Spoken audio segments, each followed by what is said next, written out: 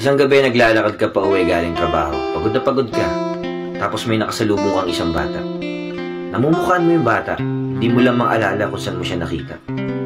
Lumapit siya sa'yo. Tapos ang sabi niya, ang layo na nang narating mo. Proud ako sa'yo. Pagod na pagod ka na, pero hindi ka sumusuko. Nagulat ka sa mga sinabi niya, tapos bigla siyang tumakbo. Paglingon mo, wala na siya sa paningin mo. Bigla mong naalala kung sino yung bata na yun. Ikaw pala yun 20 years ago. Pinapaalala niya lang sa'yo na magpatuloy ka lang. Minsan hanap tayo ng hanap ng motivation at inspirasyon.